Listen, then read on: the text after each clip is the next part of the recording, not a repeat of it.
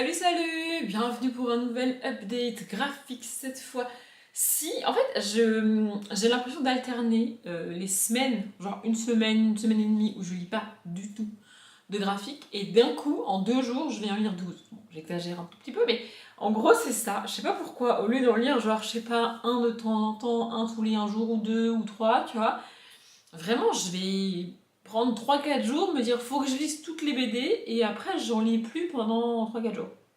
Je sais pas, c'est très bizarre comme rythme. Bref, c'est pas très grave.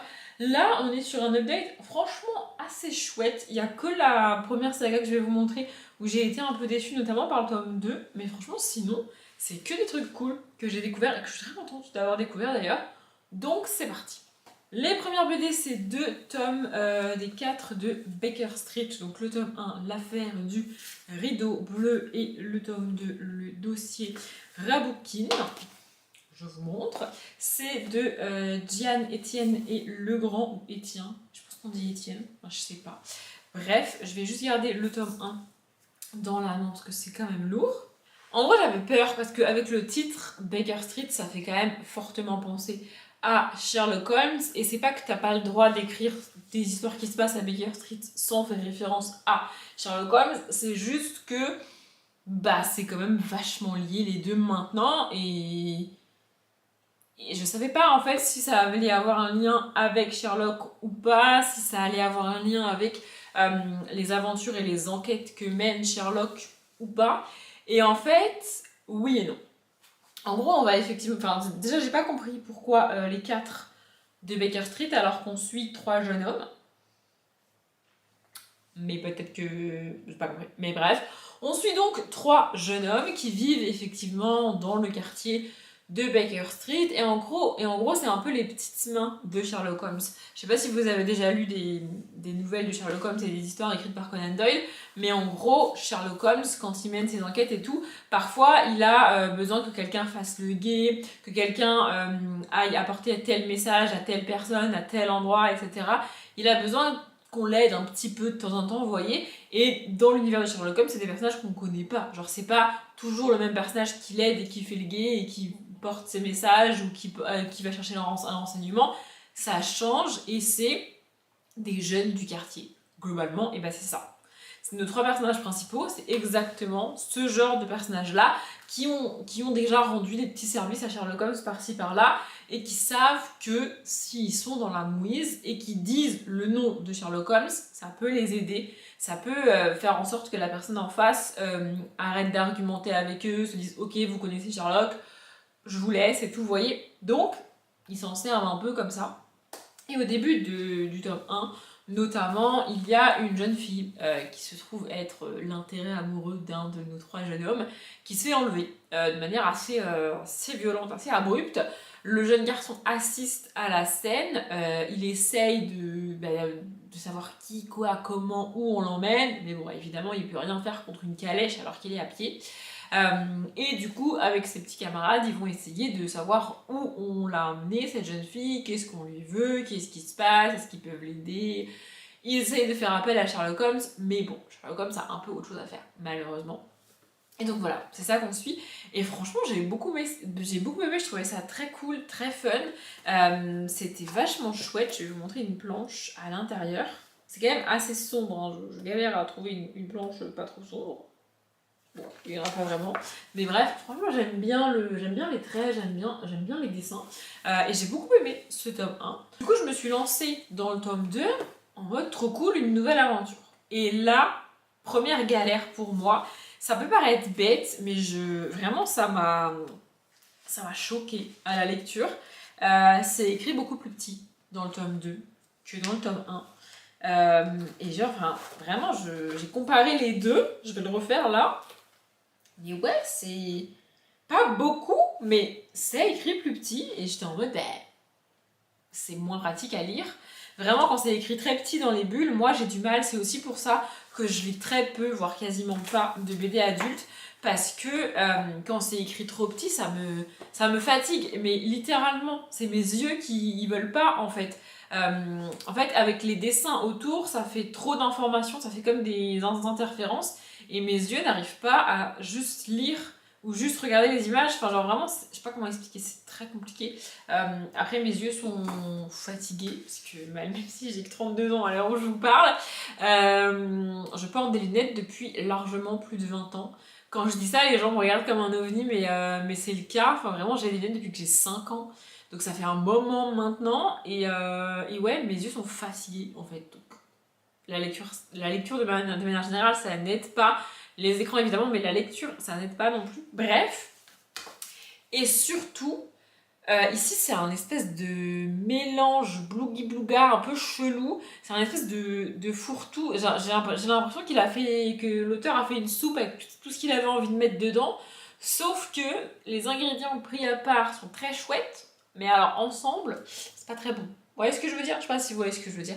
Et on parle ici aussi beaucoup de politique. Et ça reste quand même une saga jeunesse. Du coup, j'étais en mode bizarre. En gros, on est toujours à Baker Street. Sherlock Holmes c'est toujours pas là, puisque bah, c'est pas lui qu'on suit. Et donc, on retrouve nos trois petits héros du tome 1. Et il y a une jeune femme qui est retrouvée massacrée dans les rues de Londres. C'est a priori une prostituée, ou en tout cas une femme qui n'a pas beaucoup de moyens et qui ne fait pas un métier très respectable. On ne s'est pas dit clairement qu'elle est prostituée. Par contre, ce qui est dit clairement, c'est qu'on suppose que Jack l'Éventreur est de retour à Londres. J'ai pas vérifié les années, je sais pas trop, mais en gros, ils disent que le dernier meurtre attribué à Jack l'Éventreur a eu lieu il y a 2 ans et qu'ils viennent de retrouver ce cadavre-là.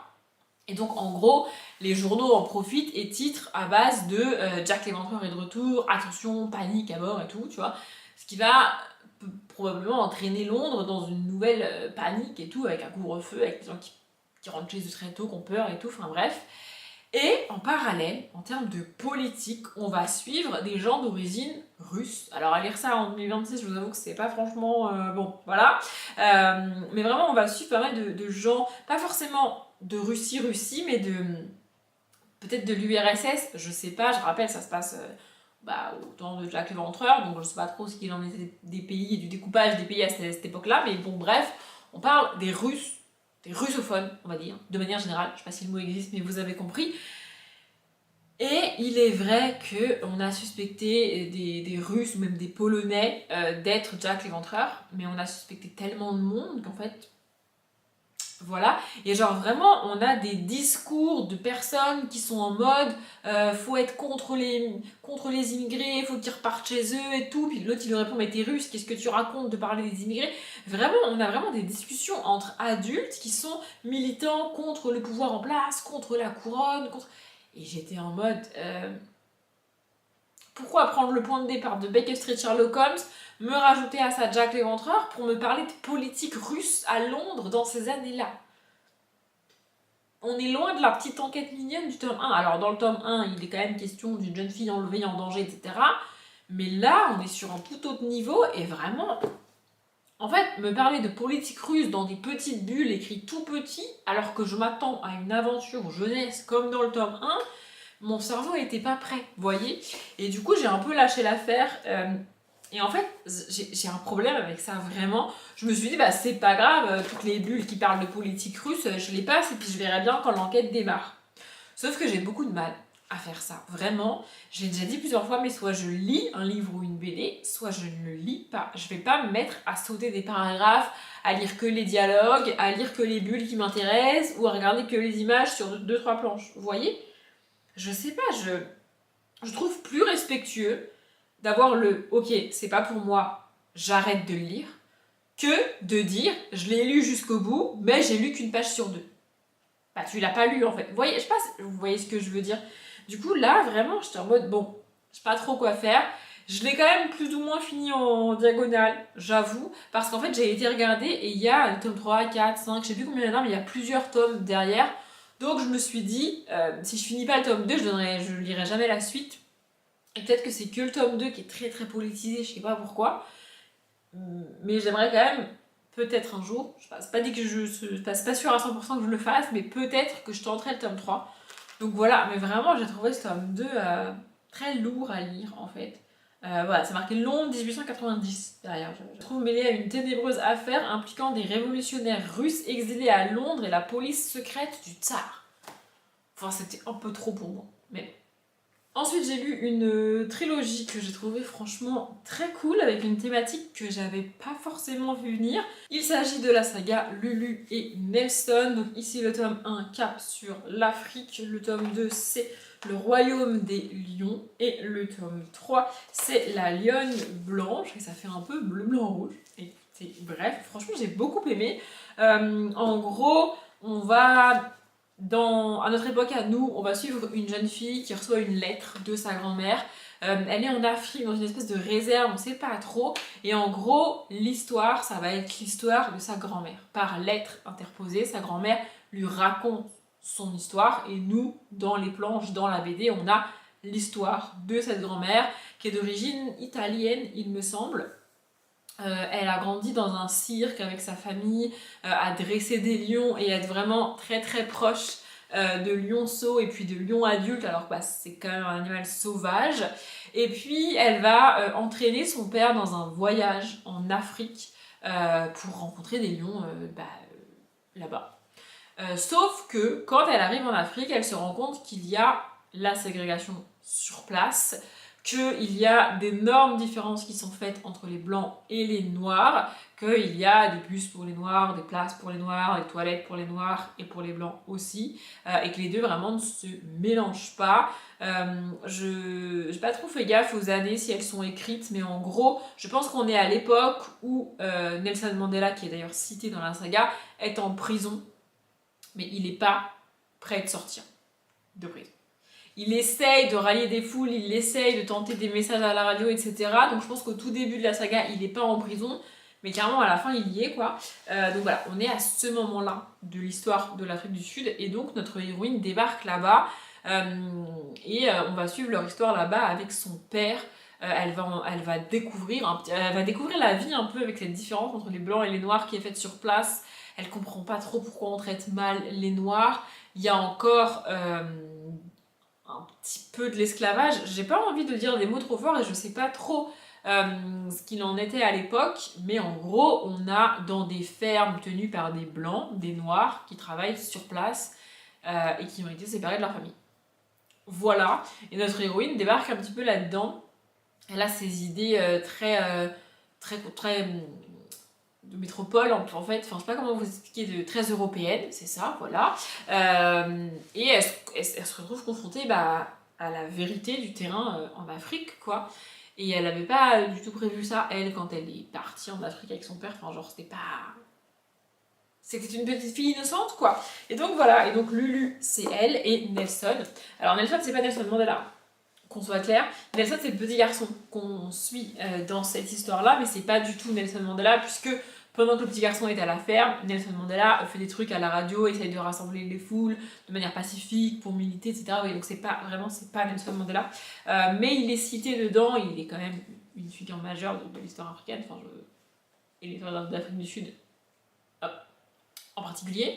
Donc voilà, franchement j'ai beaucoup aimé, je m'attendais pas à avoir cette thématique-là du racisme et de l'égalité noir-blanc aussi forte dans ces livres-là. Mais franchement, j'ai trouvé ça très cool. Et puis on voit grandir notre petite héroïne, on la voit réaliser certaines choses, dans le sens comprendre certaines choses, intégrer certains faits et se dire ok, il faut que je fasse attention parce que si, parce que ça. Et franchement, j'ai trouvé ça hyper cool. Ça se lit extrêmement vite et je me suis rendu compte en notant le nombre de pages que les BD font, parce que quand je lis tous les BD et tous les livres que je lis, je les note dans un carnet et je note le nombre de pages que ça fait, et je me suis rendu compte que le tome 2 est plus grand que le tome 3, le tome 2 est plus long que le tome 1, et le tome 3 est plus long que le tome 2. Et à la lecture, je m'en suis pas du tout rendu compte qu'il y avait genre quasiment 15 pages d'écart entre le tome 1 et le tome 3, ce qui est quand même assez grand, mais bref. Enfin, c'est assez grand proportionnellement au nombre de pages que fait la BD, quoi, vous voyez. Bref, franchement, je vous conseille cette saga parce que moi j'ai adoré. Ensuite, j'ai lu Enola et les animaux extraordinaires. J'ai vérifié et c'est considéré comme le tome 9, donc le Pégase de Joris Chamblin et Lucille Thibaudier. Je sais pas pourquoi on n'a pas un titre comme pour les autres, je vous montre à quoi ça ressemble. J'adore cette saga. Et en fait, les titres des autres tomes, c'est pas juste l'animal, c'est genre le griffon qui avait une araignée au plafond, par exemple, un truc comme ça, ou le serpent à plumes, un truc comme ça. Enfin, parfois il y a un petit jeu de mots et tout. Je sais pas pourquoi là c'est juste le Pégase. Mais écoutez, bref, c'est pas très grave.